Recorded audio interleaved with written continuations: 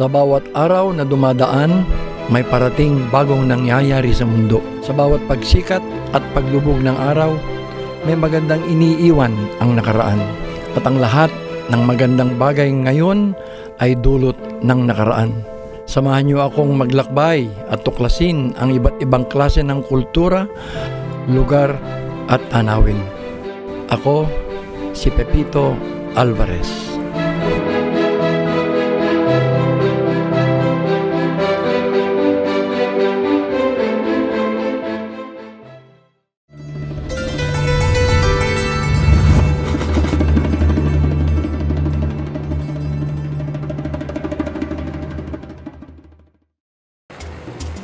Lawag is the capital of Ilocos Norte.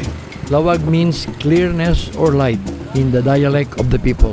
The town was perhaps so called because the atmosphere of this particular spot of the region is bright and pleasant, and the sky is most of the time clear. And perhaps too, because the first Malayan settlers found no thick forest covering the territory. It was organized into a parish in 1580 and into a town in 1586. It was the first parish and the first town organized among all the other towns in Ilocos Norte. Ever since then, ang naging pangalan ng siyudad na ito ay Lawag. Pinakamaliwanag sa buong Ilocos, araw man at gabi, ay Lawag City pa rin. At sa kanan mo, hindi mo talaga mamimiss yung ating mahal na Sinking Tower of Lawag.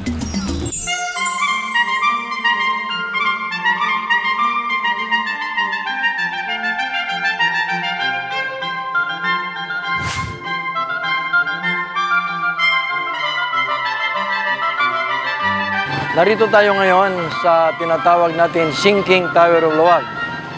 Alam niyo kung bakit sinasabi nilang Sinking Tower? Ito ay lumulubog ng few centimeters every year. Dito mismo sa aking tinatayuan ngayon, nandito yung malaking tunnel na mahabang-mahaba palusot hanggang doon sa ilog ng Lawag. Kasi yung tunnel na yan ang nagsusupply ng araw ng tubig na kailangan habang ginagawa yung tower na yan. Itong kinaroroonan ko ay naka-open nung araw, nakuhanan ko ito ng picture. Pero sa ngayon, tinakpan nila ng simyento.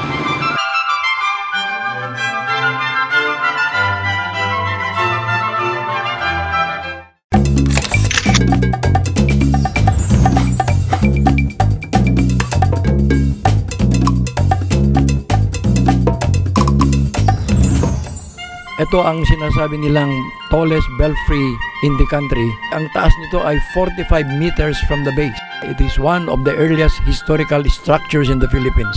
Ang foundation daw niya ay 16 and 1/2 square meters at ito ay nasimulan noong 1580. At ito ang Northern Ilocos na natuklasan ni Juan de Salcedo na explorer noong 1572.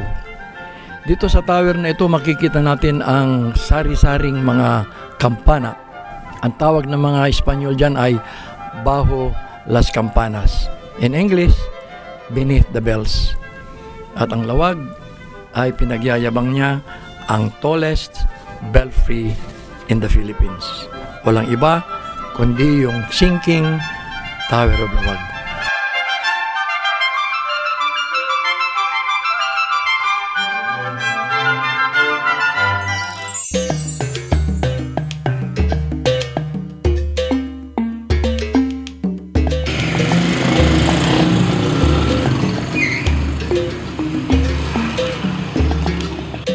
Wow!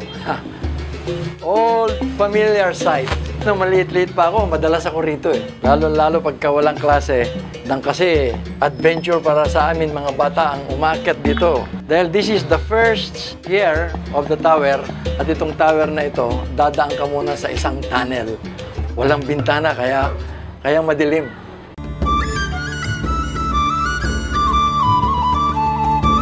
Wow! Andito na ako sa first dome. So, approximately, ito na yung pangatlong tier. Pero napapansin ko dito, ang daming mga organic fertilizers. Ito ay mga droppings ng mga paniki. Wow, ang dami nila, oh. Kumusta kayo, Batman? Di bale, akit mo na si Rubin, ha?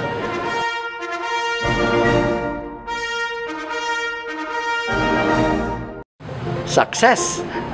Inabot ko na yung second tier. May nervyoso ko kanina ng konti kasi madilim. Pero ito, samahan niyo ako sa taas, ha? Ando doon ang mga bell.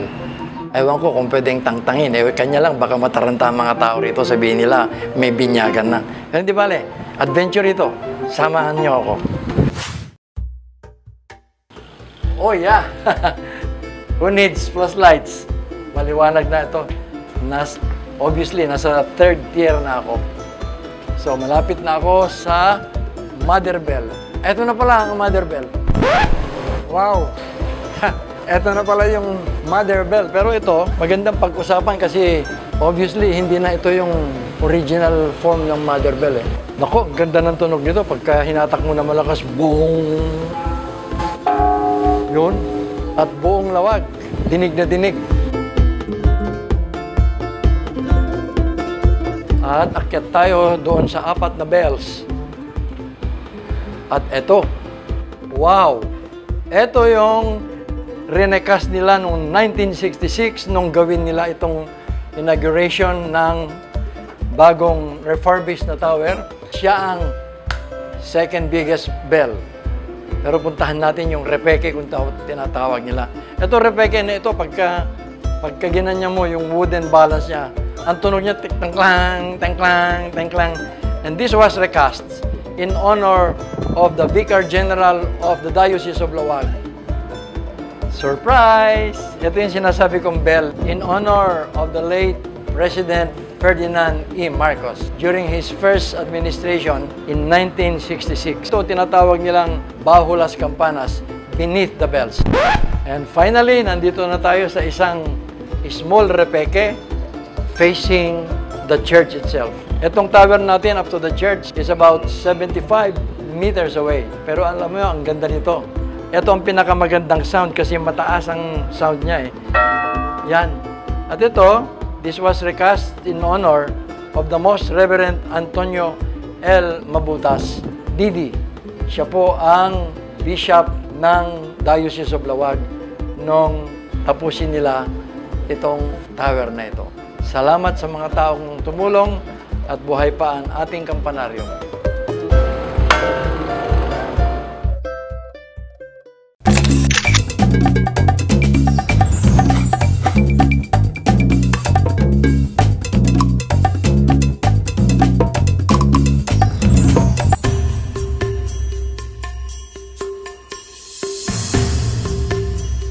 Itong tabako na to, kung rinorol ito, sa Ilocano ay dubla.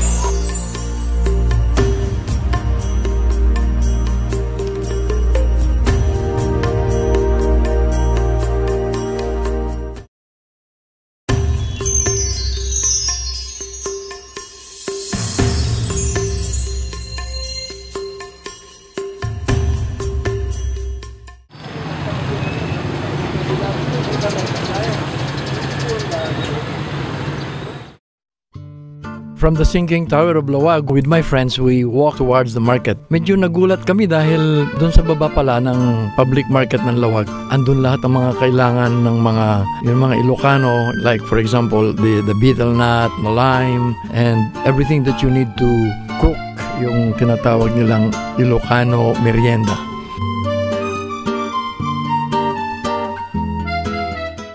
Narito tayo ngayon sa public market ng Laoag. Natsyempohan natin ang mga maraming nagtitinda dahil ngayon ay tinatawag nilang open market. Dito, mapapansin ninyo sa lugar na ito, makikita natin yung molasses, yung pulot.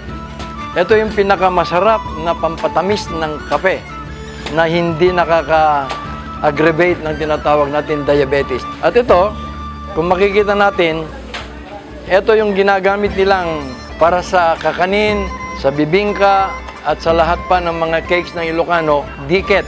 Kung tawagin sa Tagalog ito yung tinatawag nilang malagkit. Kaya makita nyo, ito yung tinatawag na glutinous rice.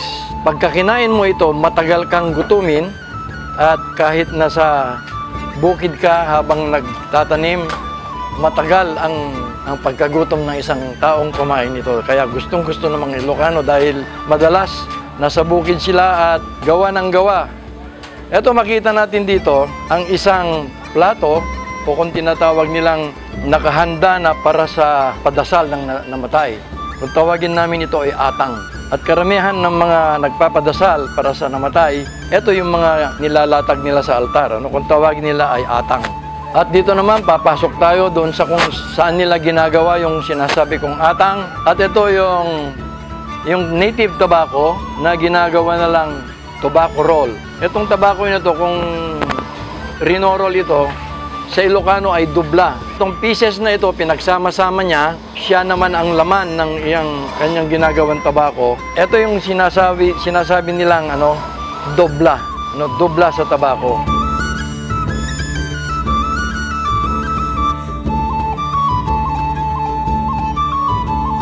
So isang bundle na ganito ay 10 piso, 10 pesos lang. Ngayon, kung nagtataka kayo, itong buwa, kung tawagin yung betel nut, ay pinaikutan nila ng tinatawag nilang gawed. At ito, pampabango pa ng hininga.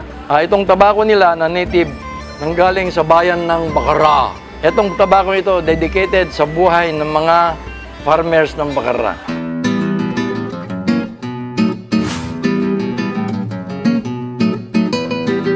Ganito ang itsura ng nganga na hindi pa natatalupan, pero ito ay dried na ito. Kaya pag tinalupan mo ito, ganito ang lalabasan. Tapos ito yung hinahati nila ginagawang atang.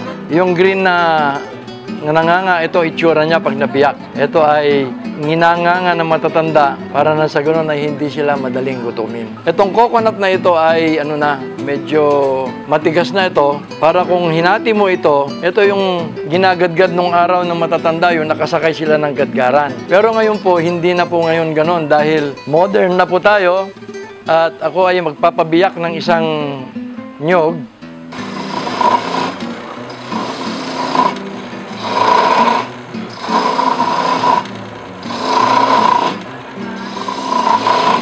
Ayun, ganito na itsura ng nagadgad na nyog. Pinong-pino. At ito, pag piniga mo ito, lalabas na yung tinatawag nilang coconut milk. Ito ay pampasarap ng mga pagkain ng Ilocano, lalong-lalo yung tinatawag nilang mga tupig, bibingka, royal bibingka, at kung ano-ano pang mga ginagamit nila para sa glutinous rice, yung tinatawag nilang malagkit. So, eto na. This completes the merienda of the Ilocano. Matagal gutumin ng isang Ilocano dahil kasi ganito ang kanyang merienda.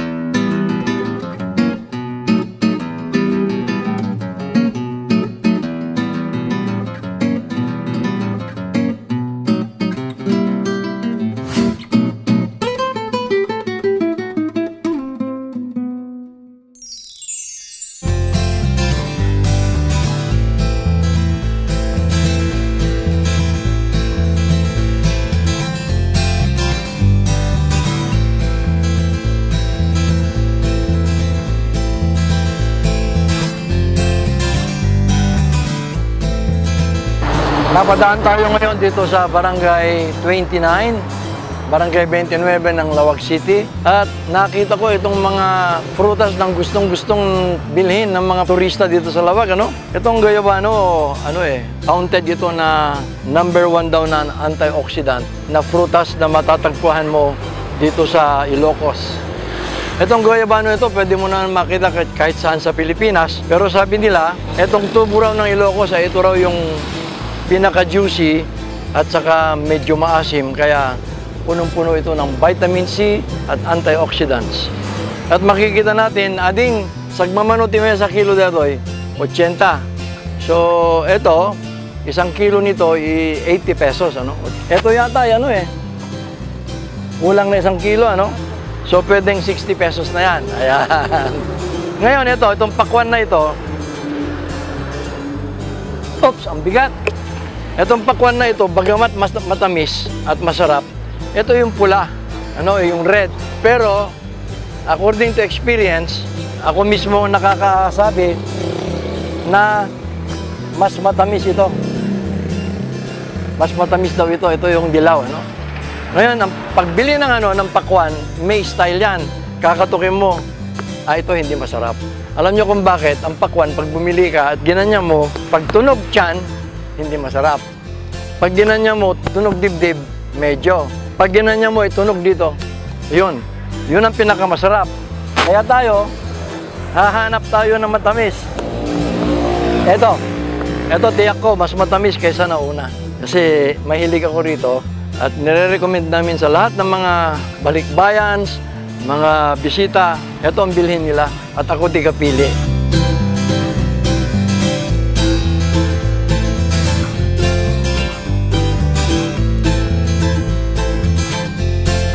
Pag summer, lahat ng mga nagpipiknik dito sa Ilocos, kasi mainit dito, ito ang favorite nila, no?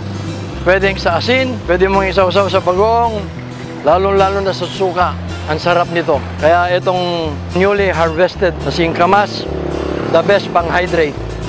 Hindi mawawala sa baon na nagpipiknik itong mani. Itong mani na ito ay ready to eat. Dahil ito ay naluto na. Yan. Uy, matamis. Masarap. Malinamnam. Mani ni manang.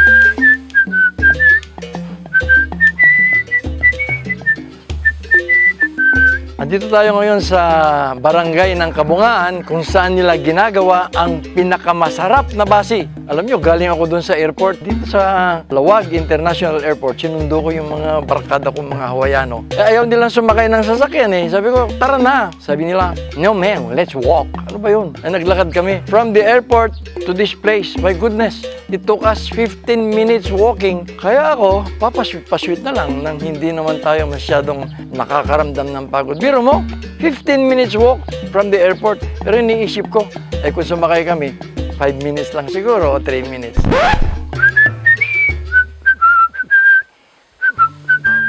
Nora, oh, you're home. Dito sa Kabungaan. Sinundo ko ang lolo mo sa airport, ano? Ay, talaga, sir. Galing sila ng Honolulu. Kayo? So, how are you? I'm fine. And how Thank is- you po. Marami pong salamat sa pagdalaw ninyo sa amin. Nabalitaan ko, gustong-gusto daw yung base namin. Kaya, welcome po dito sa bahay ng Paano ko base. papabayaan ang basi? Ayan ang buhay ng isang Ilocano. Totoo yan, sir. Ayan. Kaya I'm sure magugustuhan mo siya. Baka pwede natin tawagin sila Lolo Mosario para Pwede, sir. Para magtagay-tagay na magtagay tayo. Sige, patawag mo sila Lolo Mosario. Okay, sir. Sige, Okay. sige.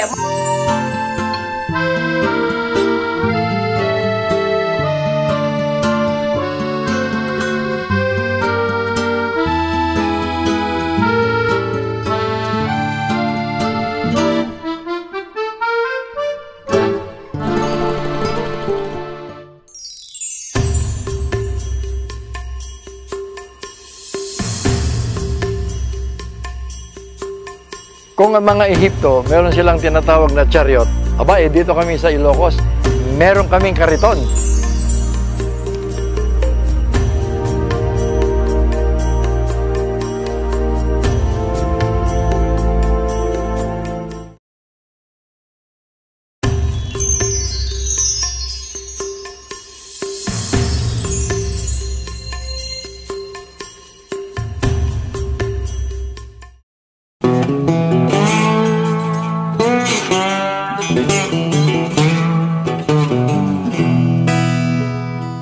Kung tawagin natin ang wine ng mga Ilocano basi, this is the Ilocano wine that is made from the sugar cane.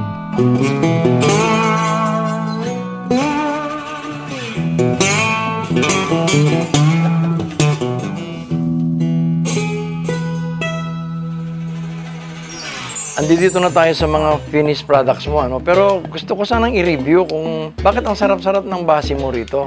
Ano ba sikreto talaga? Ang sikreto talaga ng sukang Ilocos, sir, is aside na matagal ang pag-ferment, kailangan siya ng haluan ng Bark. balat ng samak. Oh, bark. Samak bark. Okay. Kailangan din siyang merong samak fruit. Okay. Ito siya. At saka yung samak leaves. Mhm. Ito ang pinaghalong ingrediento ng aming sukang Iloco para siya ay maging masarap, mabango, at saka malinis. Okay. Yan, sir. Wow. Kaiba ba ang proseso ng paggawa ng basi sa suka? O ano nauuna? Suka, basi, suka?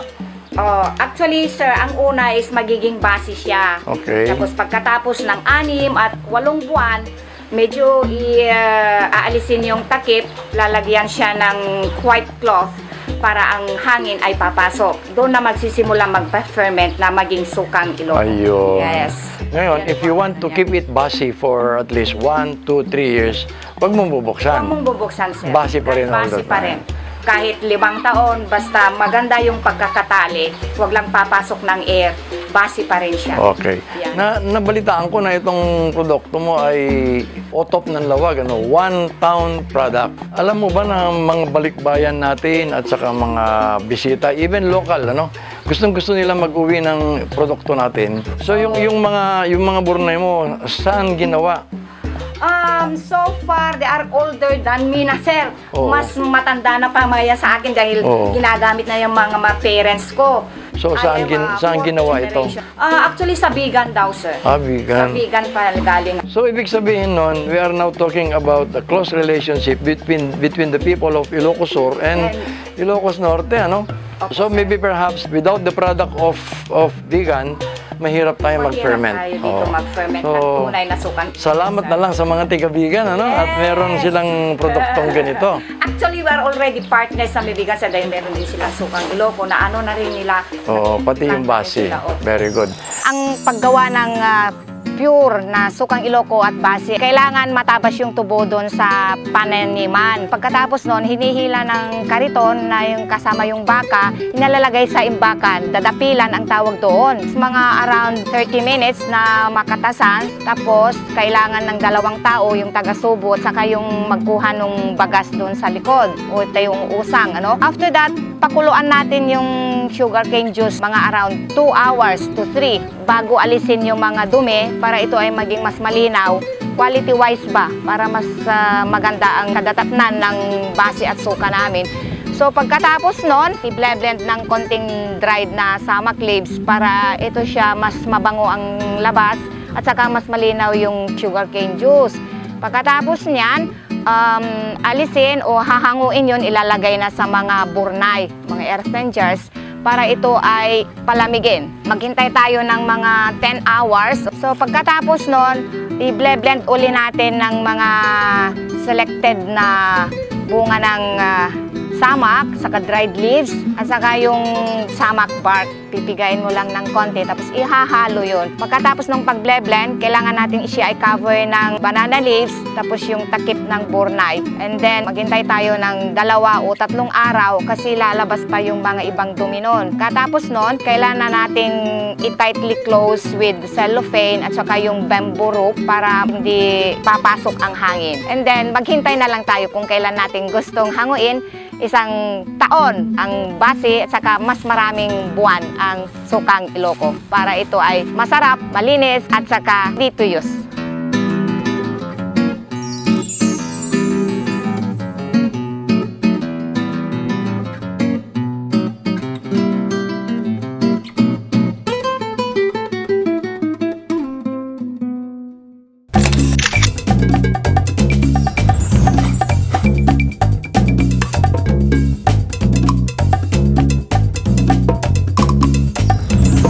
So from here, maybe perhaps baka gusto mo magpatikim dahil Yes. matagal na ako hindi nakatikim ng basi. My Ano? basi is missing yun, sir. So why not? Let's go. Okay. Here we are. We have the basi. Naku, sandali lang. Meron ka palang arak ti basi. Ay, oo, sir. Itong- Yun na ngayon ang mas in demand sana. Oo. If you could produce more. Yes. Ito yan. So ito na yung espiritu ng basi. Spirito na yan ng basi. I will propose a toast. Sige, sir. Yan. Kunti lang. Mm. Yan. Actually, ginagamit natin ito sir sa mga kasalan, binyagan, Okay. and magiging regalo na rin in the future. Toast to the people of Lawag. And may we have a more progressive otop in the form of basi, Maraming vinegar, salamat, and sir. everything. Toast to the people also abroad. Yes, to the people Okay. abroad. God bless us.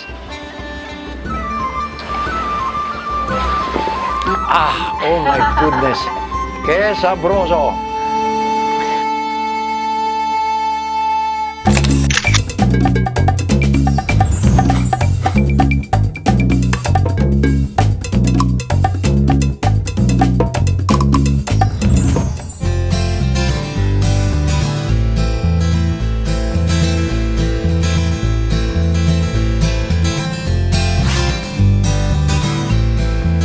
Kung ang mga Ehipto, meron silang tinatawag na chariot, dito kami sa Ilocos, meron kaming kariton. Etong kariton na ito yung aming means of transportation noong araw pa, at lalo-lalo nang dumating ang mga Espanyol, yung aming Exodus. Naglabasan ng mga Ilocano, nagpunta ng Pangasinan, nagpunta ng La Union, nagpunta ng Cagayan. Kaya dito sila sumasakay. Ito yung chariot namin, kariton. Sa Tagalog, kariton yata Kariton din, no? Ito, dito sasakay ang mga tao, ito ang tinatawag namin tangkal. Yung tangkal na yan, kailangan hahatakin dito, at ito yung tinatawag natin palatiwan. Ito, tumahaban to. Sa Tagalog, ang palatiwan yata hatakan. Itong hatakan na ito, ang tawag dito ay singkaw. Yung singkaw na yan, yung tawag yata sa English ay yoke. Dito naka yung liig ng ng baka para hatakin niya. Pag hinahatak, sabi niya, wow! Ayan.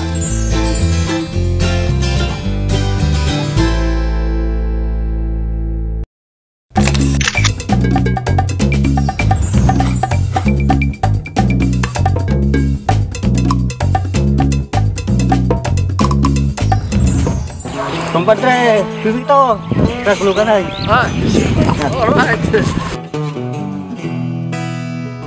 Ready to fire, compadre. Lapit lumogang ka ta, kamatin ta dito tricycle.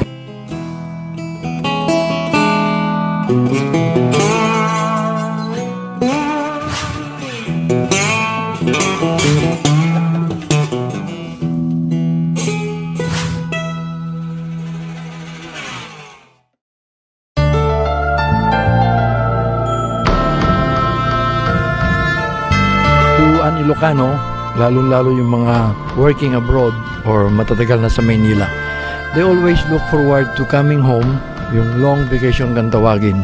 They come home for Christmas, they come home for, mother's birthday or graduation.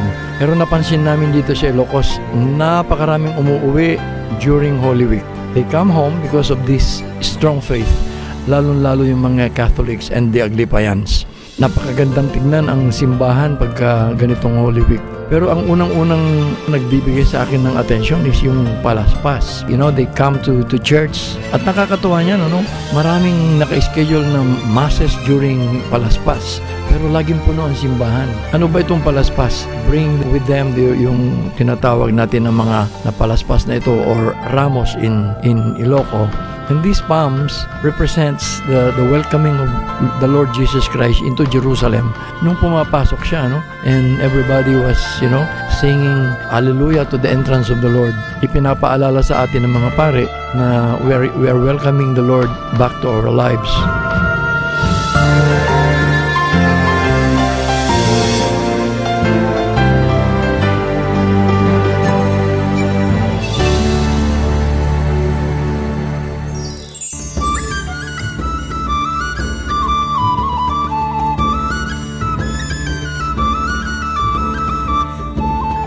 Narito tayo ngayon sa mga gumagawa ng mga palaspas, ramos. Ading, ano ang material na ginagamit nyo para dito sa palaspas? Ang ginagamit namin sa ginagawa aming palaspas, sir, yung mga dahon ng nyog at saka yung dahon ng oliba at saka may anis. Ito yung anis. Ito. Ayun, ito pala yung naamoy ko kanina. Oo, sir. Yung mabango anis. yan. Nung araw, ang lolo ko, umiinom siya ng alak, anisado. Lagyan ng anisado.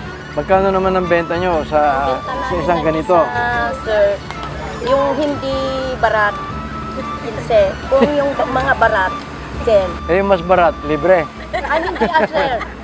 Kawawa na kami. Alright. Yung ibibigay na walang bayad. Pero kumikita naman kayo. Meron Okay. kami, sir. So, ano sa tingin mo dito sa Lawag? Mga taong barat o hindi naman barat? Karamihan yung hindi masyadong barat. Di masyadong barat. Alright. So, hanggang kailan kayo dito? Hanggang mamayang hapon na? Oo, sir. Oo. So, maraming salamat. God bless.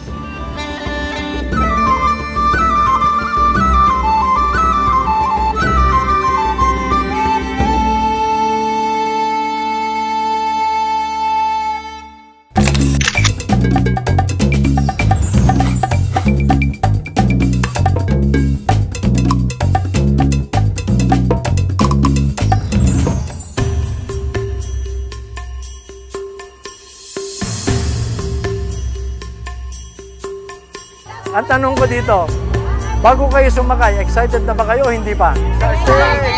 Oh.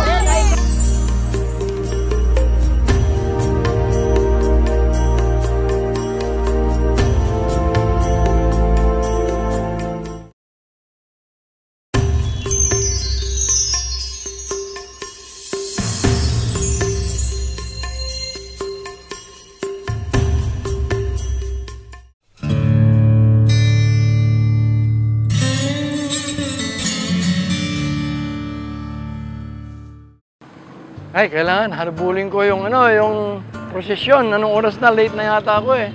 Wala man lang masakyan kalesa rito. Palibasa, Biyernes Santo. Uy, ayun. Siyempre, may kalesa. Kalesa! Tulog na kuma, Jay Walakay, Jay Simbaan.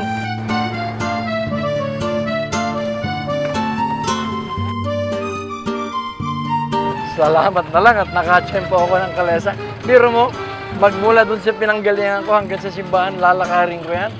Eh baka meron 3 kilometro yan, para na akong nagpenitensya ng panibago. Eh tapos mamaya, mahaba pa yung prosesyon. Ito ang pinakamahabang prosesyon sa buong north of Manila. Maniwala kayo. Itong kalesang ito, na sinasakyan ko, dadalhin niya ako doon mismo sa simbahan. Alam mo, ang kalesa, which yung tinatawag natin na horse-drawn cart, ito nagsimula pa nung panahon ng mga Kastila. Kanya lang, ibang style ng kalesa dito sa Lawag. Kung ikukumpara mo dun sa mga kalesa sa Maynila o sa Vigan, mataas, sa harap ang daanan ng pasahero. Dito sa Lawag, nakita niyo naman, sumakay ako dito sa likod na napakadali, easy ride kung tawagin namin. So, kakaiba, At saka magkakaharap ang mga nakasakay dito sa kalesa ng Lawag. Samahan niyo ako at join tayo ng prosesyon. Okay? Alright.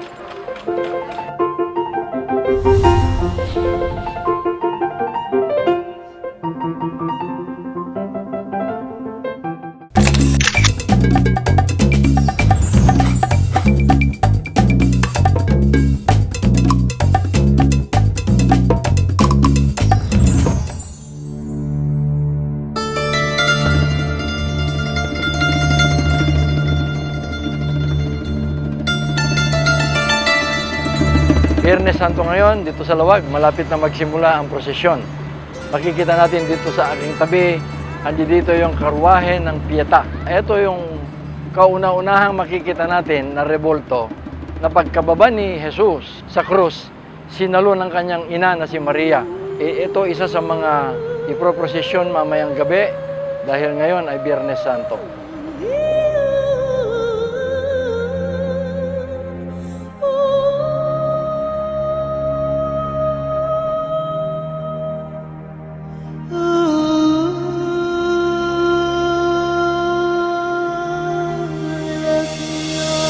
Buti na lang, umabot pa ako dito sa simula ng prosesyon. Makikita nyo, ang dami ng tao kasi ito yung pinakamahabang prosesyon sa buong taon dito sa Katedral ng Lawag.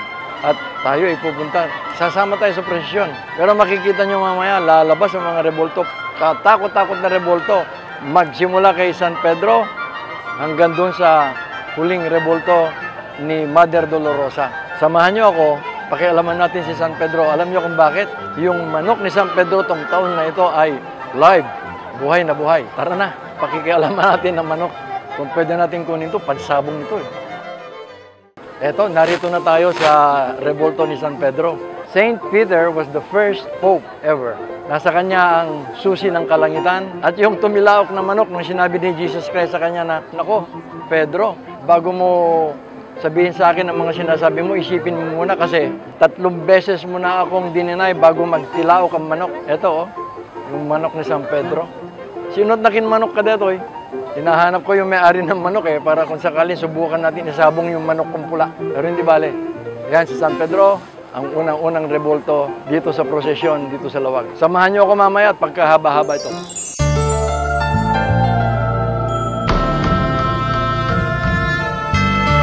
Yung kadalasan na napapansin namin during processions like this in Lawag, napakahaba ang procession, no? Lumalabas pa lang yung buntot niya from the church. Yun naman dulo niya pumapasok na. And imagine, ini-stretch nila sa buong paikot ng Lawag para lang ma-stretch itong procession na ito. And yet, halos nagtatagpo ang dulo at saka yung huling parte. And this will remind you that these Ilocanos come home because of their faith in the Lord. Pero yung main attraction ng procession na is si Jesus Christ na patay na. Kung tawagin nila dito entierro. The entierro is followed by devotees hanggang doon kay Santa Maria Dolorosa. Ang highlight ng highlight is yung tinatawag namin Domingo sa Bet. Yung iba, kung tawagin nila Domingo sa Bet, yung iba naman Domingo Alleluia. Ito yung pagkabuhay during the night of Saturday, yung tinatawag nilang vigil. Ang mga tao hindi na natutulog. Ano? This is the Easter vigil. Why? Because this is the Passover of the Lord Jesus Christ. Yung Passover na ito, inire-remind din sa atin that the Lord is also passing in our lives and making us aware na siya ay namatay para sa ating mga kasalanan. At ito naman, passing over from sin to grace.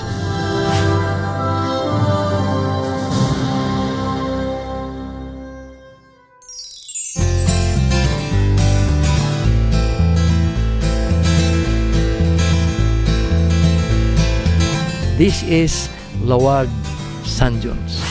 You know, when you get to the San John's of Lawag, you would be amazed when you look around. Why? Because especially during summer, there is no blade of grass. Ibig ko sabihin dito, wala ka nang makikitang kahit isang damo kasi lahat patay na. Arid, hot.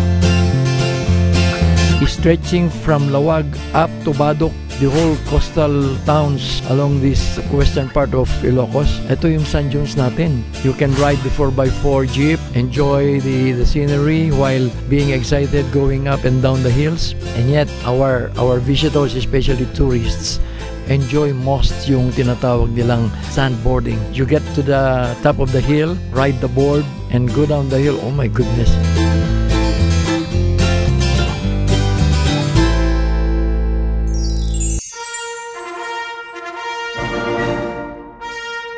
Kasama ko yung mga amigos ko rito para mamasyal kami dito sa San John's. I would like you to experience kung paano ito kasi kakaiba ito eh. Wala na kayong makikitang katulad nito sa buong Pilipinas. Only in La Paz, San John's of Lawag.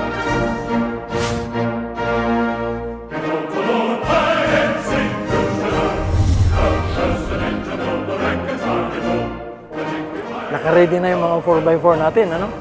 Medyo mahirap ito kasi para sa mga adventuroso lang ito eh. Pero samahan niyo ako. I-try ko kahit na matanda na ako. Tingnan natin kung paano sumakay ng 4x4. Alright!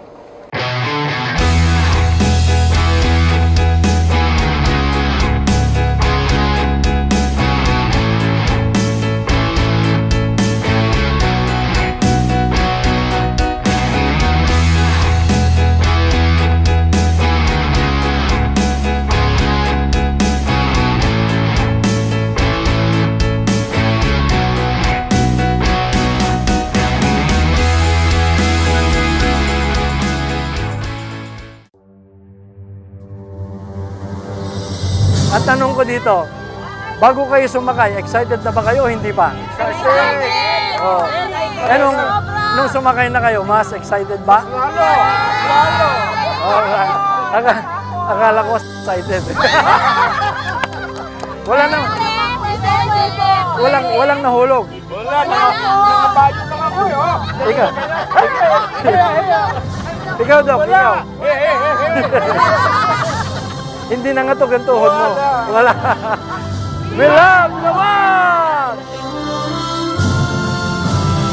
Sigurado ako nag-enjoy kayo. Sa ganda mo naman ang lugar na ito. This is the only place in the whole Philippines na makikita mo ganito. Kaya, till next time, this is Pepito Alvarez.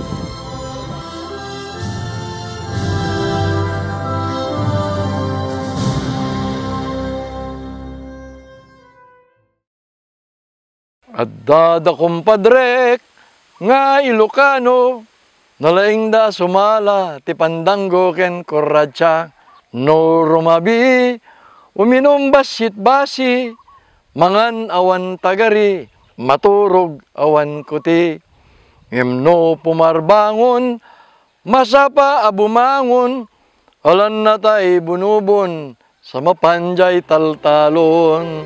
Toast lakay. Toast. Cheers!